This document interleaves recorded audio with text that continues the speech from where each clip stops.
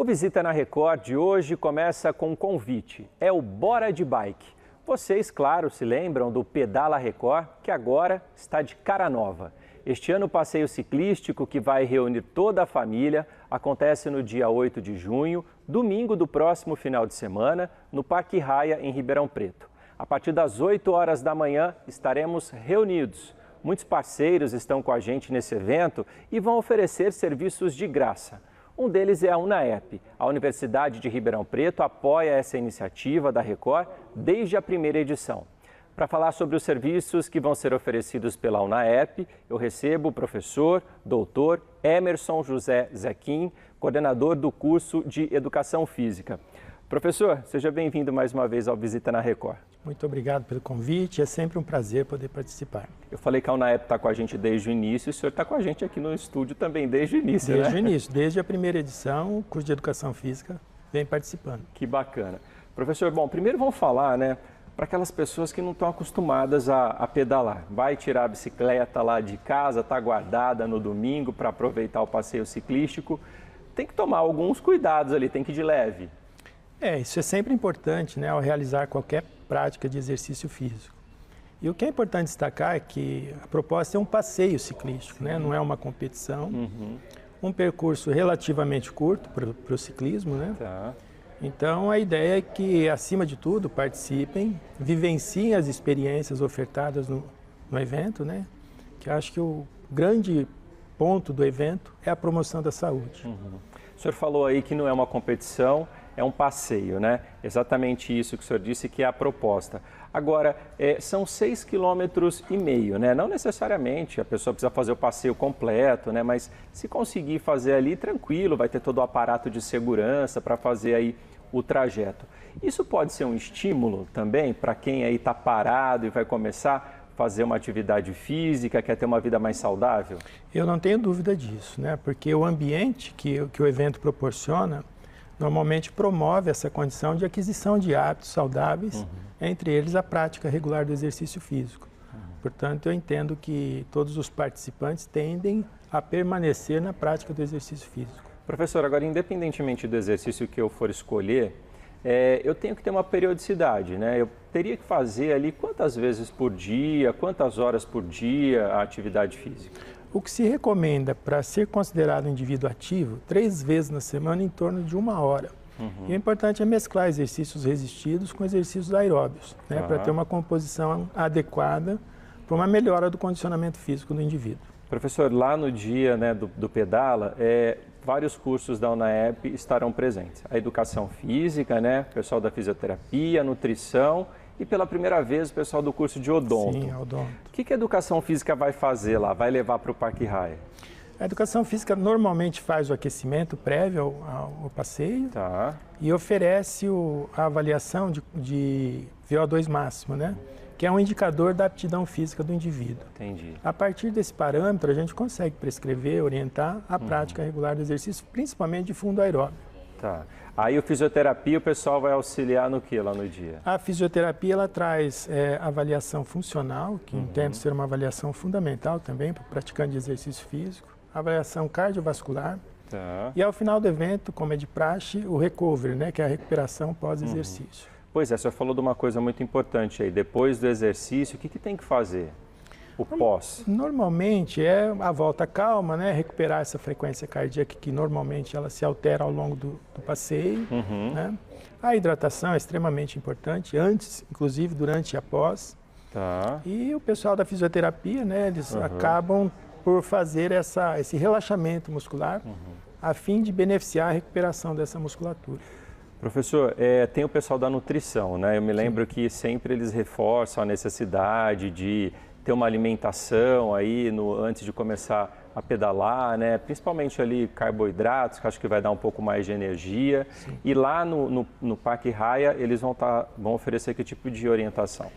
Eles fazem avaliação nutricional com orientação também nutricional, Acho também um aspecto importante na composição do evento e dos serviços que a UNAEP oferece. Se a gente pensar no conjunto todo, a avaliação de indicadores, a recuperação pós-exercício e também a orientação nutricional. Isso acho que compõe de maneira bastante significativa e contribui bastante para os participantes do evento. Agora, pela primeira vez, o curso de odonto, né? O que o odonto vai levar lá para o Parque Raia? Então, odonto pela primeira vez, e eles vêm com uma orientação da saúde oral da criança. Legal. Então ele vai ter lá o escovódromo, né, para orientação dessa escovação infantil. E ele vem também com o robodente, que é uma atração interessante para a criança. É um trabalho que eles já fazem em escolas municipais, escolas estaduais aqui de Ribeirão Preto.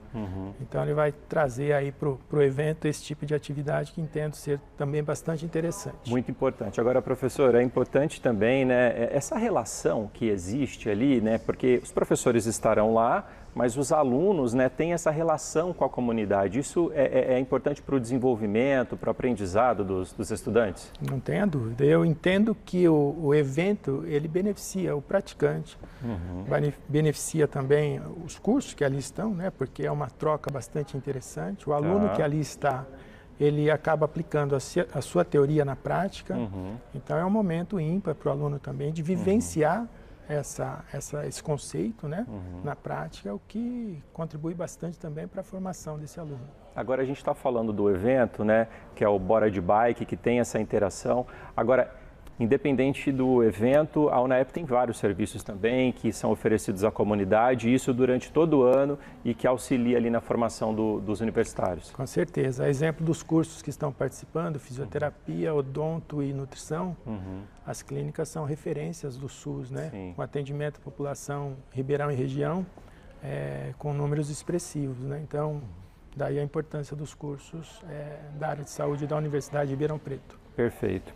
Professor, eu agradeço bastante sua presença aqui em mais um ano com a gente agora no Bora de Bike. Vamos reforçar então o convite para todo mundo que está nos acompanhando.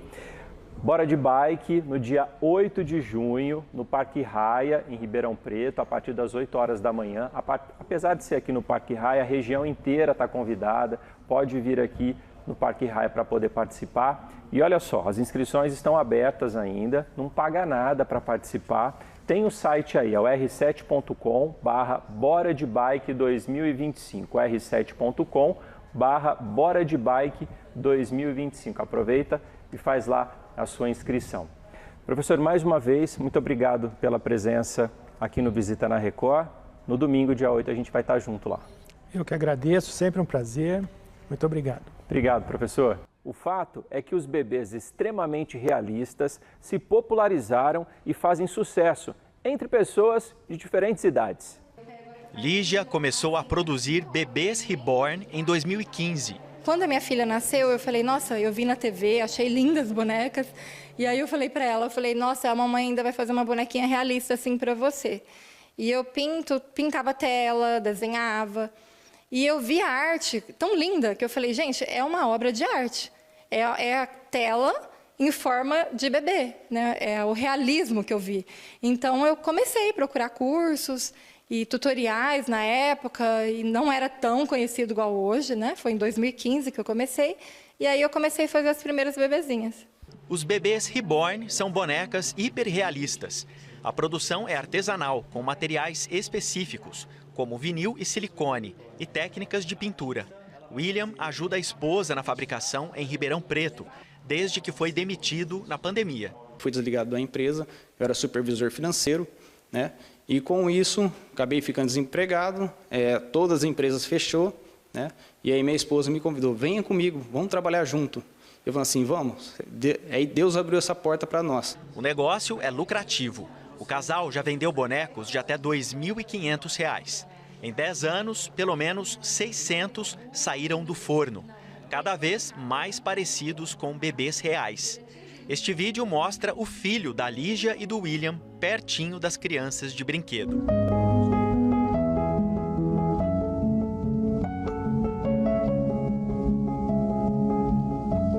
Quanto mais realista, mais trabalho dá para fazer.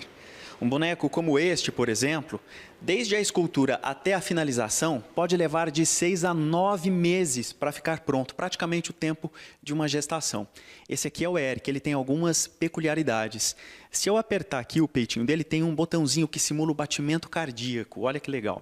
E o cabelinho dele, assim como dos outros bonecos, é pelo de cabra angorá, um produto importado, que passa por tratamento e depois é tingido para ficar assim, ó, igual a um cabelinho de verdade. Janaína é formada em farmácia, largou tudo para se dedicar à arte dos bebês reborn. Eu vendo bastante para pessoas que têm depressão, que às vezes a família mesmo compra para presentear a pessoa, e já ouvi muitos relatos de pessoas me dizendo o quanto um bebezinho que eu fiz mudou a vida dela depois que esse bebê chegou na vida dela, sabe? Então, eu como farmacêutica de formação, para mim isso é muito gratificante, né? Já vendi para casos de tratamento de Alzheimer, que realmente veio ajudar bastante. A procura é cada vez maior. Lígia e William contam que já tem fila de espera. E não faltam histórias curiosas envolvendo esses bebês de mentira, mas que parecem de verdade. Uma vez eu estava no shopping com a minha filha, né? E ela sempre cansa, entrega para mim, eu acabo carregando para divulgar o nosso trabalho. E aí veio um médico, e eu estava na fila de uma pizzaria, e aí ele colocou a mão nas costas da boneca. E falou para mim: mãe, assim você vai dar problema na coluna da criança.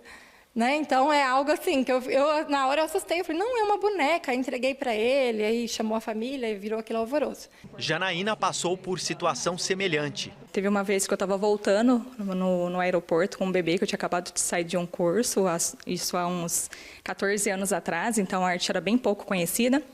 E o meu bebê não coube na mala, eu tive que levar o bebê no colo, né?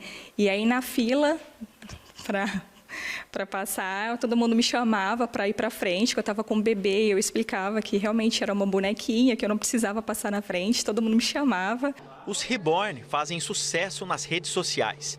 Este vídeo simula um parto e viralizou. Olha só a placenta, os detalhes, esse pezinho. Até famosas se renderam. A influenciadora Graciane Barbosa tem um reborn em casa e participa de encontros temáticos com outras mulheres. Vai ver cólica, amiga. Esta psicóloga diz que não há mal em colecionar bonecas, mas é importante prestar atenção aos exageros. É um fenômeno delicado e que a utilização destes bebês de maneira comedida, como uma coleção, como colecionadores, ou para você poder exercitar o seu apego afetivo em momentos de crise, é benéfico, pode fazer bem. Quando ultrapassa limites e vira uma doença, é quando os ditos colecionadores, as mães e pais dos bebês reborn, acreditam que aquele bebê está vivo e não aceitam contestação. Isso é um delírio. E aí há um transtorno mental. Agora a gente fala de saúde. Apesar de ser uma das doenças mais antigas da humanidade, pacientes com hanseníase ainda enfrentam desafios no diagnóstico, no tratamento e também no preconceito. Mesmo com a cura disponível e tratamento de graça pelo SUS, a desinformação ainda é uma grande barreira a ser superada. Para entender melhor essa realidade, eu recebo o dermatologista Marco Andrei Cipriani Frade, presidente da Sociedade Brasileira de Hansenologia e professor titular de Dermatologia da Universidade de São Paulo, em Ribeirão Preto. Doutor, seja bem-vindo ao Visita na Record. Obrigado, eu que agradeço a oportunidade. Doutor, vamos esclarecer para quem nos acompanha agora aqui em 100 cidades da nossa região, né? O que é a hanseníase? Como é que ela começa, a transmissão, como é que é? Então, a hanseníase, ela é uma doença infecciosa causada por uma bactéria. Essa bactéria, ela é transmitida pelas vias aéreas superiores de uma pessoa doente, sem tratamento. Então, os gotículas que a gente lança no ar, ela acaba atingindo outras pessoas que convivem mais próximo. Né? Na literatura, nós temos 90% da população tem uma certa defesa a essa bactéria, mas nós temos 10% da população que é predisponente a ter a doença em si. Essa bactéria, ela tem uma atração muito grande pelos nossos nervos periféricos, geralmente em áreas mais frias, né? Então, cotovelos, lobos de orelha, são áreas que a bactéria gosta, porque ela vai atingir esses nervinhos e ali nesses nervos ela vai destruindo a bainha de mielina desses nervos e a pessoa vai devagarinho perdendo a sensibilidade nessas regiões. Sensibilidade, às vezes, ao tato, né? Ao toque, à dor, ao calor, ao frio, né? Então, são áreas que ficam muito susceptíveis, né? Muito predispostas a se machucar, porque essa sensibilidade periférica da nossa pele é o que nos defende do ambiente. Então, se eu encosto em uma panela quente, imediatamente eu tiro a mão. Isso é que o paciente perde. Muitas das vezes ele vai perceber que se queimou, porque viu a bolha aparecendo no final da tarde, mas ele não se lembra de ter tido a dor para que ele tirasse a mão. Então, isso é um susto e tem que procurar, porque isso quase 100% das vezes é hanseníase. Outra maneira é no cano de descarga, também para temperatura. Pessoas que mexem com material cortante, como faca ou açougueiro, como na própria lavoura, muitas das vezes perdeu o dedinho e nem viu. Né, machucou o dedinho, por exemplo, no carrinho de supermercado e nem viu sangue arrastando o corredor do supermercado, mas ele não sentiu o carrinho passar por cima do dedo dele. Então, isso é muito claro o sintoma de hanseníase. E às vezes é mais assim, é a área que você passa a mão, você sente que se eu passo a mão, estou sentindo aqui nessa área que está diferente do que eu passo em volta, isso é hanseníase, isso é patognomônico para hanseníase. Doutor, tem grupos mais vulneráveis ou não? Então, a hanseníase, ela tem, eu falo que é um preconceito às vezes às avessas, né? Mas tem mesmo uma relação muito grande com a pobreza. Porque nas comunidades você tem uma casa que geralmente tem 1, 2 cômodos em que vive 8, 9 pessoas. Mais gente aglomerada. Então, pessoas que vivem mais aproximadas, mais aglomeradas, isso se torna mais susceptível a ter a hanseníase. Entretanto, isso não é um marcador direto, não. A gente costuma, às vezes, fazer um paralelo errado com a tuberculose, porque é micobactéria também, mas na tuberculose eu tenho uma relação muito grande com a pobreza devido à desnutrição. E a desnutrição, de fato, leva a uma predisposição maior a pegar a tuberculose, mas isso não vale igualmente para a hanseníase. O problema em relação com a pobreza na hanseníase é viver junto, agrumunhado, que eu falo, com o paciente que está sem tratamento. Doutor, agora falando aí do tratamento, tem medicação, né? A doença, ela tem cura, só que o tratamento que existe no Brasil praticamente o mesmo há 4 décadas, né? E vocês tentam agora fazer algumas mudanças, inclusive para ele ser mais assertivo. Isso. O tratamento que existe não é só no Brasil. Ele é um tratamento que ele existe no mundo todo. Ele é oferecido pela Organização Mundial da Saúde gratuitamente aos governos, né, principalmente no Brasil. Mas ele tem essa situação. Ele é um tratamento com antibióticos, é um conjunto de 3 antibióticos. Só que 2 desses antibióticos que se usa diariamente, eles são bacteriostáticos, eles são mais lentos para responder. Só que, sim, como estamos usando há 40 anos e estamos falando de uma doença infecciosa, é comum, com o passar dos tempos, essas bactérias, a bactéria se tornar resistente. Então, hoje, nós estamos enfrentando um problema que alguns pacientes não estão mais respondendo a esse tratamento. Então, tem todo um esforço de pesquisa, embora seja uma doença negligenciada, a gente não tem recurso. Nós estamos tentando fazer aí um trabalho já desde 2015 em cima de novos esquemas de tratamento, com novos antibióticos e com antibióticos que a gente chama de bactericidas, todos os 3 sendo bactericidas. Isso tem se mostrado mais efetivo. O Brasil tem um papel importante, né, nesses trabalhos que são desenvolvidos no mundo todo, né? O senhor tem feito um trabalho também a convite do Ministério da Ciência e Tecnologia da China. Como é que funciona, né? O senhor participa aí anualmente desses eventos? Então, a China, né, o Ministério da Saúde tem me chamado para, eles têm oferecido, financiam um treinamento internacional para países em desenvolvimento em hanseníase. Esse treinamento é oferecido anualmente pelo governo chinês e eles me convidam anualmente também, desde 2019 nós estamos indo, para dar treinamento. Geralmente são 41, 42 profissionais médicos do mundo todo, principalmente de países africanos, da Indonésia, Papua, países do sul asiático principalmente, e também da própria China, que a gente dá, geralmente está associado à Universidade de Shandong, que é uma província chinesa, que é também de um polo de desenvolvimento tecnológico da China. Então, eles me convidam e a gente tem dado principalmente a parte clínica, que é a grande necessidade deles, como diagnosticar hanseníase no seu dia a dia. Doutor, o nosso tempo já está quase no final, mas antes a gente vai mostrar aí uma cartilha, né, que é uma cartilha que foi desenvolvida aí pela Sociedade Brasileira de Hansenologia, né, e nessa cartilha, inclusive, as pessoas têm ali, podem responder algumas perguntas, né, por exemplo, sente dormência nas mãos ou nos pés, formigamentos, áreas adormecidas na pele. E aí já são perguntas que as pessoas vocês vão conseguindo medir ali se o paciente tem essa propensão. Essa cartilha, inclusive, está disponível nas redes sociais. É só acessar aí as redes sociais da Sociedade Brasileira de Hansenologia. É SB Hansenologia. SB Hansenologia. Tem também a hashtag Todos contra a Hanseníase. Vamos todos juntos tirar o preconceito dessa doença, né, doutor? Precisamos. Essa cartilha está fazendo 10 anos esse ano, que foi lançado numa outra gestão que eu fui presidente também, e é importante porque ela traz o questionário de suspeição de hanseníase. Esse projeto começou também em 2015, é um projeto, nós temos vários trabalhos publicados sobre a eficácia desse questionário, o quanto ele aumenta o risco da pessoa ter a hanseníase, né, de ser suspeito de hanseníase, né, em torno de 15 vezes, se uma questão for marcada. Então, é um projeto que nós ganhamos o prêmio de experiência exitosa no SUS em hanseníase no ano de 2022 pelo Ministério da Saúde. Então, isso foi muito bacana e é algo que está só não crescendo. Hoje nós temos trabalhos de inteligência artificial sendo aplicada e que tem aumentado a sensibilidade para o diagnóstico de hanseníase nas regiões mais distantes do Brasil. Perfeito.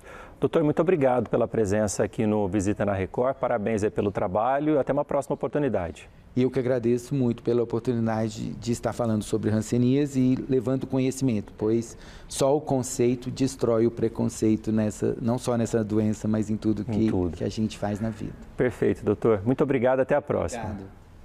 O Visita na Record fica por aqui, como a gente sempre lembra. Você pode rever as entrevistas de hoje no canal da Record Interior no YouTube e também no portal R7. E siga a gente nas redes sociais, @Record Interior SP. Muito obrigado pela sua companhia. Até semana que vem.